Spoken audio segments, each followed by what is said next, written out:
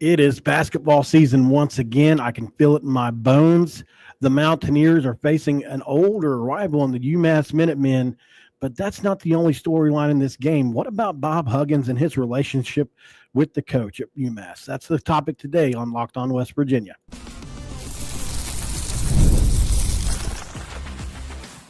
You are Locked On West Virginia, your daily podcast on the West Virginia Mountaineers, part of the Locked On Podcast Network, your team every day. What is up? Welcome in, guys. My name is Mountaineer Paul, your host again. This is Locked On West Virginia. Thank you guys so much for joining, as always. This show being brought to you in part by FanDuel. You can start the season with a big return on FanDuel, guys. New customers can place a $5 bet and get started with the 150 bonus bet bucks. That's only if you win your first $5 bet. Make sure to join FanDuel.com to get started. And thank you for making Locked On West Virginia your first listen every day, and for being part of the Locked On Podcast Network, where we talk about your team every single day. Man, I've got a special guest for you here today, somebody that I had gotten a hold of really impromptu, and he's been so gracious to come on and really on really short notice. He literally just got off the flight, just got to Morgantown, and has been really gracious to do this. So let's thank Jay Burnham for coming on, the voice of the UMass Minutemen. What's up, man? Hey, man. Wild and wonderful. We just landed, got in, and yeah, on the water here near downtown. So thanks for having me. I'm super excited to check out the town and the environment at the Coliseum tomorrow. This is your first time in Morgantown? It is my first time in Morgantown. Not my first time in West Virginia, but first time here. And yeah, man, we're super excited. And you should be, obviously, with Frank Martin as the head coach, who is just tough as nails. And I was listening to a conversation between you guys, and this is where we're into our first topic before we talk about the game. Got to tease it just a little bit. Bob Huggins is obviously, Frank Martin is a disciple of Bob Huggins. He even attributes his coaching style, I think he said half of what he thinks of defensively comes from Bob Huggins, the other from another high school head coach. Can you talk a little bit about that conversation you guys had, and just from your vantage point, it seems like he has a lot of affection for Coach Hugs and really wants Hugs to coach again.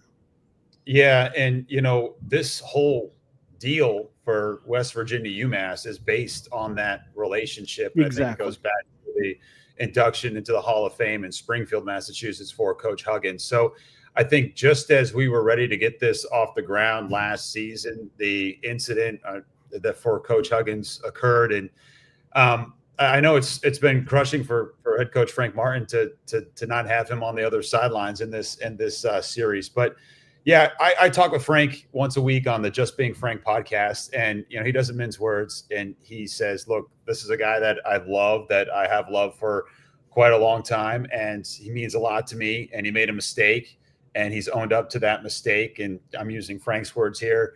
It's something that he has kind of come to terms with, and things that he's had to deal with to change his life essentially. And so he's started to make those changes. And that's, you can tell when Coach Martin talks about Coach Huggins, how connected that relationship is. And we have this game, plural, because of that relationship.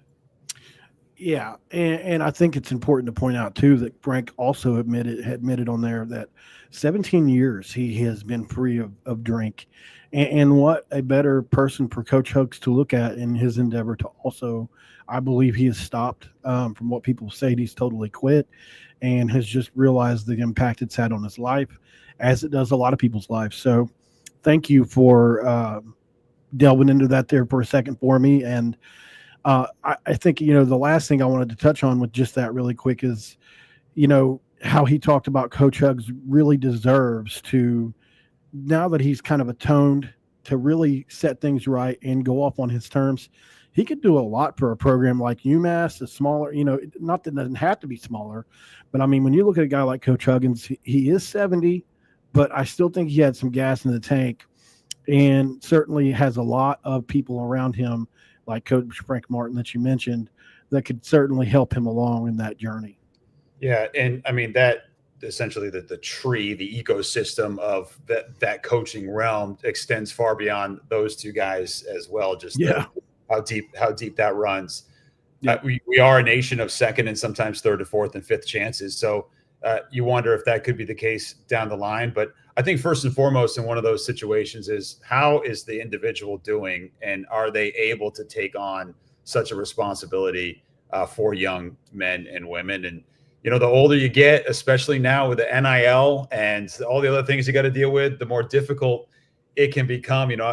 Frank always jokes. He says, when I can't do this anymore, I'm going to have my toes in the sand somewhere and serve rum and Cokes, not drink them, is what he says on our podcast. And it is tougher for some of those, those coaches that are a little bit more stuck in their ways, that have been doing it for 40 plus years. How do you adapt to this new world and environment? And UMass is stepping into a situation tomorrow night, as we record this the night before, where West Virginia has a whole new roster from where they were the year before. And for a lot of coaches, especially Coach Martin, he says, look, the reason why you get into this is because you love to see a kid as a freshman, you recruit them when they're in high school, and see their development grow as a young man into a fully grown man, and be able to really see that development day in and day out and year out. And it's becoming less and less rewarding for those coaches who are not transactional based, for the guys that really do want to grow a program, be able to be a mentor to a young man and woman and women's basketball, and not have that anymore. I think is really tough for some of these older coaches to try and figure out, how do I navigate in this new world, and do I even want to at times? Couldn't have put it any better. And I wanted to give you a compliment, man. I went and listened to some of your games, by the way, and you're excellent at what you do. Have a lot of respect for what you do. And listen, we're blessed with a very good play-by-play guy ourselves, and Tony Caridi. I know that fraternity runs deep. His son Andrew obviously is in that same line, but I love play-by-play guys. Like I have a fascination with them. Obviously, it's something I've wanted to do in my life at certain points. So just wanted to give you a quick compliment on that, because I feel like we have one of the best in Tony Caridi, and you absolutely hold water there. So I appreciate congrats that. on that. I when I go around the Varsity app, which is the Learfield app, you can just kind of just tap around and listen to a bunch of different guys. Caridi is at the top of my list of guys who I listen to. And actually, long time ago, I had interviewed in Morgantown to join the sports network here, and didn't pan out, but it had been on my radar for sure. So not to get too personal before we go to this first break really quick, are you a UMass alum, or is this just something you've fallen into here? So oddly enough, and I guess if there's anybody listening that is interested in broadcasting, this might be of interest, but I grew up in Western Massachusetts, which is the home of UMass. So for those that might not know, the Commonwealth of Massachusetts, Boston is 100 miles to the east of where we are at UMass, which is more of a rural area within the Commonwealth. I grew up there, and then when I was 17 years old, I said, I want to get the heck out of here. And I ended up going to college in Hawaii. So that's where I started my journey. I went as far away as possible. And then through working in minor league baseball for so long, and then I made a home in Richmond, Virginia, doing a lot of different freelance for colleges like VCU, Virginia Tech, William and Mary, Longwood. And then the opportunity to go back home opened up as, the full-time voice of the UMass Minutemen. And so that's kind of how I moved my way back full circle. So you do football as well? Yes. Yeah. I do football. There's been better times for UMass football, but we don't have to get into it. But the conference realignment actually has finally hit UMass, where they'll be joining the MAC next season. And that it's a good conference basketball. And so when you look at the old A10, which did include West Virginia, which did include Penn State, which did include Virginia Tech years and years ago, UMass is one of the last pillars standing in that conference, and it will come to an end at the close of this season. Up next on Locked On West Virginia, guys, and we are live, by the way, so thank you guys all for joining. Over 100 of you in the chat right now. Thank you for being here. We're going to talk about how West Virginia is going to look over and see a mirror image almost physically, from a physical standpoint, of what Coach Huggins used to put on the floor.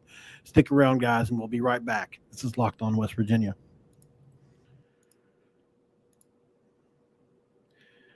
This episode of Locked On West Virginia is brought to you by Game time, guys.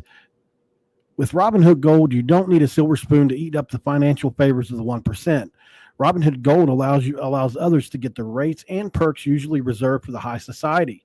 Now, the resourceful individual with Robinhood Gold can earn the very liberal rate of 4.5% APY on uninvested cash and rewarded with the handsome 3% retirement boost on an IRA account. Robinhood Gold provides privileges for a high net worth or any net worth. These benefits are now available for only $5 a month. The new gold standard is here with Robinhood Gold. Sign up for RobinhoodGold.com.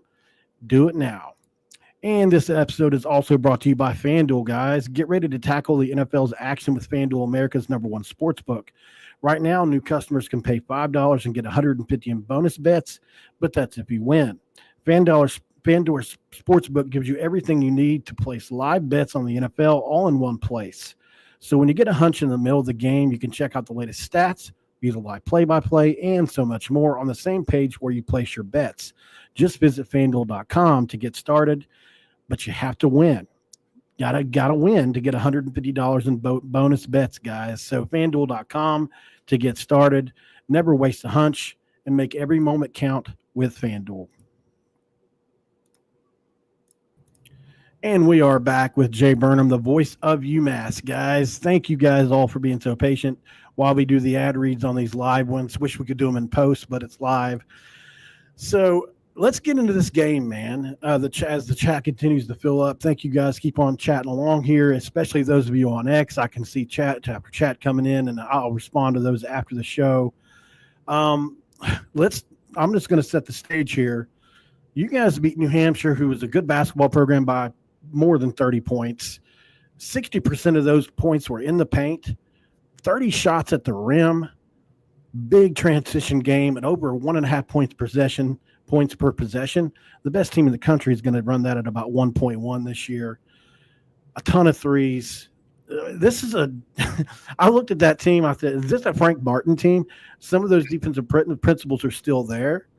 And I just couldn't believe that they shot as many threes as they did. 6 of 16, 38% on contested shots. They missed more open shots than it was just wild. They missed the open shots, made the contested shots. Rasul Diggins, Jalen Curry, pretty good players. Tell me more about this UMass team and those players I mentioned. Just get into it.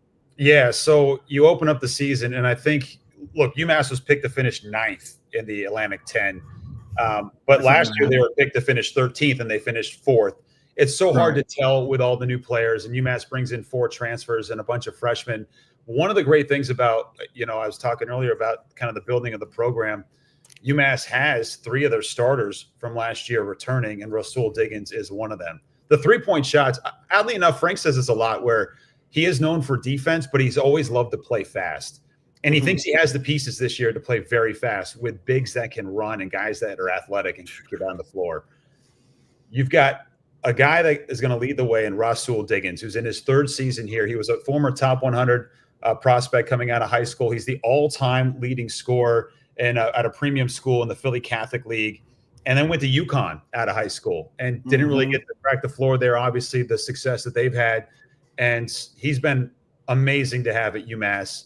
Was good his first year, was the most improved player in the league last year, and then matched a program record 8 3-pointers in the opener on Monday. They're expecting him to be that leader and the guy that you really lean on this season.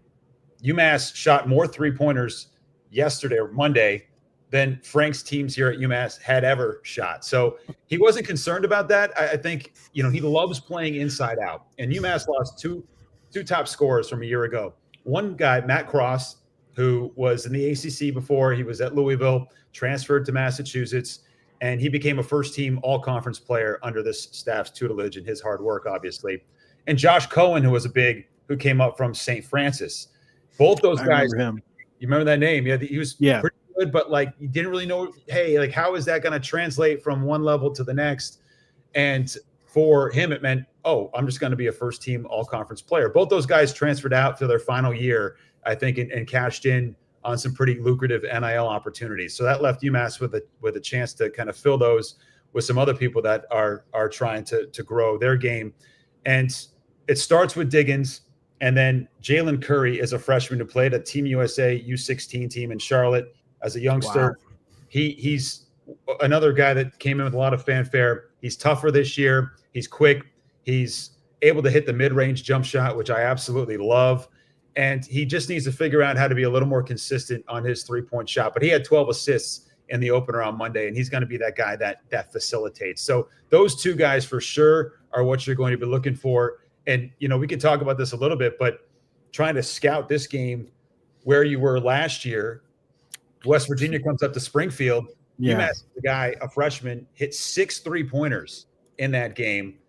Didn't really hear from him much the rest of the season, but he had a kind of a breakout contest.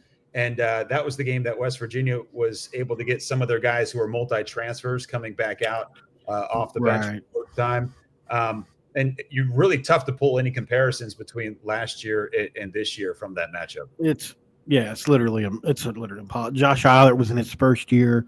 Can you imagine being Josh Eilert last year? Listen, he got paid well, but you've got to inherit the leftovers from Bob Huggins and that just entire disaster. And then on top of that, it's almost basketball season by the time you get the job. I think we're a month away.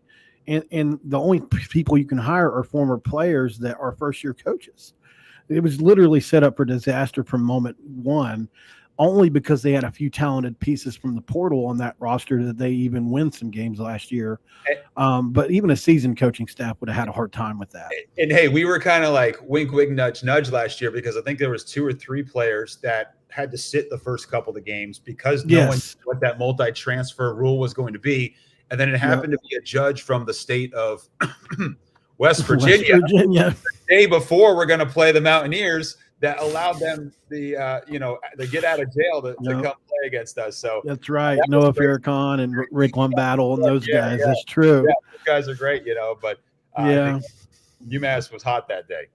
It's crazy how that ended up because it ended up being nationwide because the NCAA looked at it like, well, we can't go state by state here. We might as well just give it to everybody. And so everybody was eligible all at once. It was crazy. That's what I told. And ironically, that ended up hurting us in football, but that's another conversation. So hey, you got a UMass guy the football side too. That's true. Forgot all about that. Wow. Didn't even think about it. Huh? All the connections. There's a ton of connections. So I've got to tell you, first of all, I wanted to ask you, have you been able to preview West Virginia at all on your own, or has Frank gone over anything about West Virginia with you? No, I am about to watch the first game that you guys played on Monday. It's impressive. Darren DeVries is a good coach. I really feel good about him. Obviously, I'm a fan. So, but well, look, how just do you being objective? Start a program. You get a kid who's one of the best players in the nation. That doesn't hurt. Coach who happens to be the son of that coach. Like it seems like a pretty solid situation. And then 2 players from Illinois who one had to sit last year, but I think they've got tremendous pieces, and I think it's going to be a fun matchup. When I look at it, scouting wise, UMass has put together some athleticism and some defensive tenacity this season. Could their length be an issue against West Virginia tomorrow night? In the paint, yeah. But if you look at like West Virginia, as far as position wise, has really good size position at the wing and the guard spots. Tucker DeVries, Toby O'Connor are both 6'7" and 6'8". Those are your wing. That's your 2 and your 3. Guard Sincere Harris is 6'4". Javon Small, who came over from Oklahoma State, averaged 15 points per game in the Big 12. He's 6'3". And so you've got Hansberry, who is 6'8" in the post, who will start at the 5. And then Eduardo Andre, who's 6'11", 6'10", comes in to spell him, but not for long because he's not a great offensive player. And we know that DeVries loves to play with the 5 in that facilitating kind of mold, like you guys were talking about, which is great. It's true.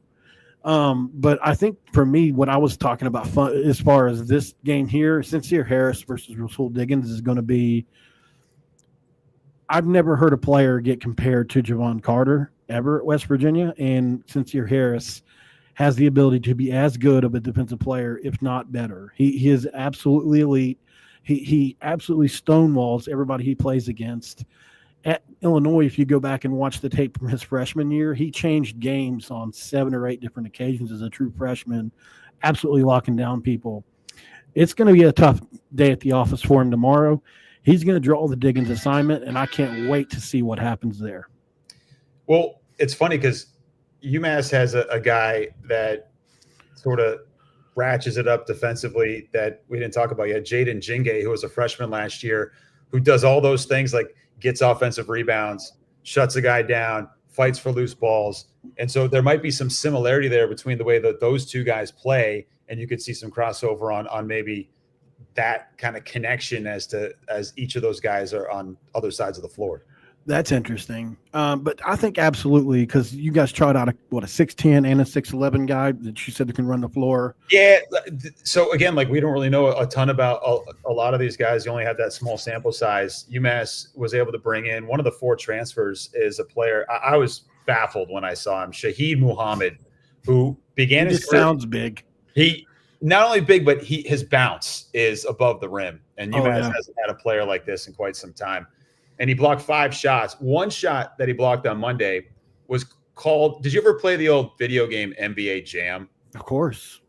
You know, you get up there and they – 40. Yeah, okay. All right. So you get up there and just like grab the ball out of the air. Yeah. And that's what Muhammad did. The officials called it a goaltending and then went back and looked at the tape and then reversed their call because it just looked so egregious live, the way that he was able to knock the ball out of the air on the way to the hoop. Wow. He's an interesting character. He was at Southern Idaho for the last couple of seasons. Crazy. We'll see kind of, you know, he's definitely the build, the size, the athleticism, and he's a guy that you'll see come off the bench, and he'll be able to disrupt guys at the rim. Interesting. So I think this is, in other words, this is going to be a game. I think West Virginia's got great scoring everywhere. They've got a guy that, you know, Tucker DeVries averaged 21 points a game last year, 2-time player of the year in the Missouri Valley. Javon Small averaged 15 points a game in the Big 12. That's obviously speaks for itself. Toby O'Connie comes over from University of Illinois, Chicago, where he averaged right around 12 a game. That's hasn't translated as much yet. He's more of a defensive wing, but he does add some scoring punch. Hansberry's been pretty good. Sincere Harris has been pretty good.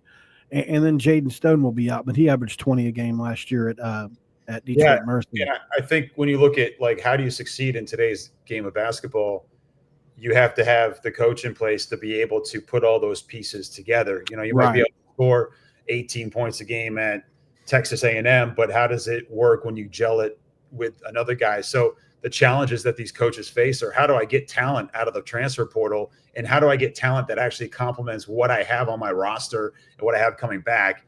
And do I even know what's coming back, which I don't sometimes, as guys go up and leave late in the summer as well. So, yeah, I think it's really hard nowadays when you can look at the numbers on paper and say, well, yeah, that guy would be pretty good, but how does he fit into your scheme?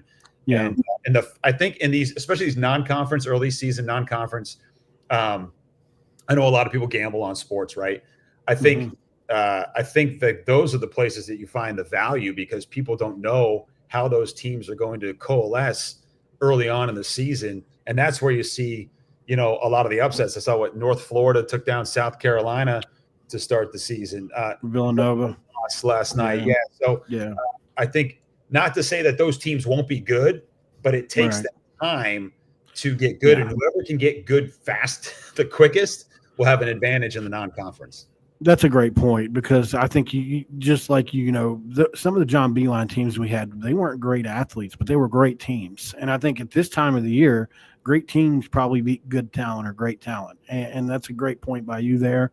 It'll be interesting to see which one tomorrow is. I think it's going to be a mixture on both sides. Probably lean West Virginia on talent overall, but I mean, gosh, look at the guard spot for you guys, especially with Diggins, Curry, and others. It's not like it's a blowout on talent either, but it's going to be an interesting game tomorrow. On the other side of the break, we're going to put a bow on this episode, guys. Stick around. This is Locked On West Virginia.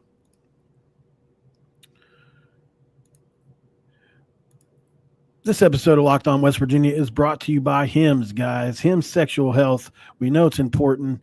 Sometimes intimate moments happen spontaneously, and we want to be ready so we can perform in the bedroom. And HIMS provides access to treatments that can help you stay hard and last longer, giving you that boost of confidence so you can be ready when the mood strikes.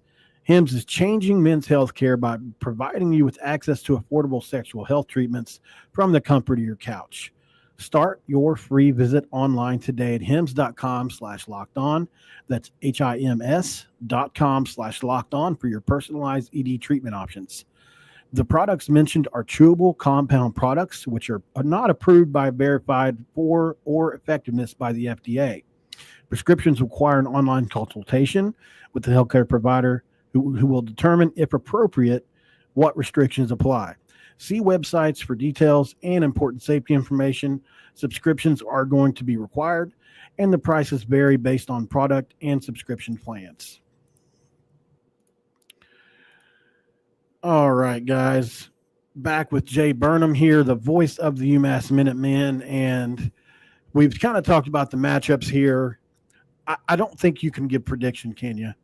Well, no, but I want to ask you a question, actually. If okay. That's sure. I want to know what we're walking into tomorrow night at the Coliseum. Well, football's on the road, right? Yeah. Second home game of the year. What's it going to feel like?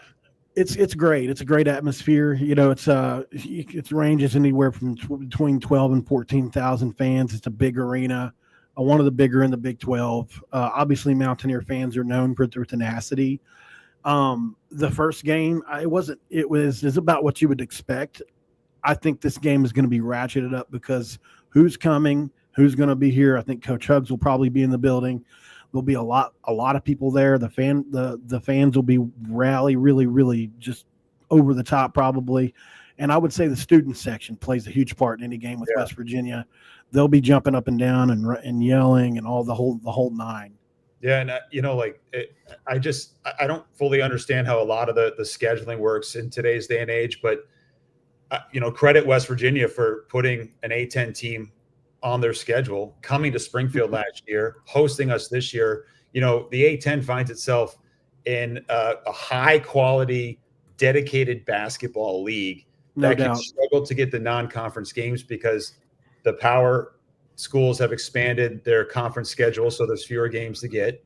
They're afraid to lose to a team that may or may not be good because you don't really know at the end of the year how great the KenPom is going to be for their rankings. And so you see fewer and fewer teams taking a risk and playing good mid-major programs. And I think this is a fun matchup. I think when you look at the early season schedules outside of the MTEs, you don't get a lot of these. And I think we need more of them as college basketball fans. That's a great point. I think to your point as well, you look at West Virginia's schedule, it's insane. It goes UMass, then Pitt, then Iona, who from year to year can be a tournament team to NIT. Yeah. Then they've got Gonzaga, Georgetown. Then you move into conference play with, nothing but Kansas, Arizona, Iowa State, and Houston in the next. I mean, it's just insane. It's top 10 after top 10 after top 10. So just to your point, to put a UMass on the schedule in a year when you might need some cupcakes is pretty brave. It can be difficult, to figure out. Yeah, I hope at some point you get rewarded for scheduling to the tune of making it a little more tricky. But as I said, the conference is expanding their in-conference slates, and you don't want to get beat up before you get beat up to play, Kansas, right? That's the thing against Frank Martin. You probably are, but you're going to that wheeling. And I think if you ask Coach DeVries, who I think he gave Frank Martin probably the ultimate compliment yesterday in his press conference. He said, I want people to talk about our team, how they talk about Frank Martin's teams. You automatically get that whenever you hear the name Frank Martin, you automatically think defensive toughness and just physicality. And I think that's what they're, his striving to be. Obviously, Drake was as physical as could be in the conferences they were in, and obviously they were really good, 2-time champs over there. So we'll see how that transfers to the Big 12. Obviously not the biggest roster in the world, but man, they got positional size, and I will see how that works out through tomorrow. I think West Virginia is going to win this game, but I think it's going to be closer than a lot of people think.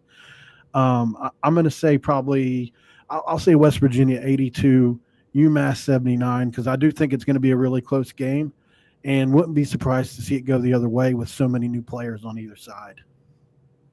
You want me to make a prediction? Is that what If you're you saying? can, yeah, sure. Well, I got to pick my team, of course, because Okay. I can't have it come back to me. I think something in the neighborhood of like 72-65. Okay. UMass. Okay. That sounds fun. And so I know you've got the podcast with Frank Martin. Do you have any other endeavors or anything that you do that you would like to promote? Well, we've got 200 people listening. No, we're all good, man. Yeah. We do the weekly show with Frank. We do a lot of hockey up at UMass as well. So, yeah, cool. As well, but no, nothing to self promote. I'm all set. Okay. Okay, cool. Guys, go ahead and check out that podcast. And it's a really good, if you want to go hear Frank Martin, what he thinks about this team, what he thinks about his relationship with Hugs and everything, go check out the most recent episode. What's that on? The UMass, basically the UMass YouTube page? Yeah, it's on our UMass Athletics YouTube page. It's on my, I think it's the last tweet I posted. It's you can download it on your, whatever you download your podcast on, just type in Just Being Frank. And it'll come up. But yeah, just I like the duality of the podcast name there. Came up with that, not me. Oh, okay. Because it is like he's a Frank kind of guy. That's pretty funny. All right, guys, thank you. Before we go, I have to remind you really quick. Thank you for making Locked On West Virginia your first listen of the day. If I could ask you to make another listen, though, how about Locked On Big 12? For your second listen, Drake Toll leads the conversation in conference realignment news and holds no punches when it comes to covering every team in the Big 12. Find Locked On Big 12 on YouTube or wherever you get your podcast, guys. And thank you to Jay for coming on. It's been really fun. It's been an honor. I always love to meet people who are in the professional space when it comes to doing what I do. So where should I consider go myself for sports watching and beverages tonight? Ooh, that's a good question. I am not from Morgantown, but I hear a lot of good things about let's see if we can get somebody in the comments to say. Where should he go for beverages and stuff tonight, guys? Sports. Yeah, just sports and beverages. Somebody put it in the comments really quick where's a good place for him to go. Text me the answer, all right? Okay, that works. We can do that. For Jay, guys, for me, I appreciate you all for joining in, all 200 of you that have been in here and stayed for the entirety of this. Make sure to subscribe to both. Go to Jay over on X and follow him as he does his thing at UMass, guys. And we will talk to you on the next one. We're out.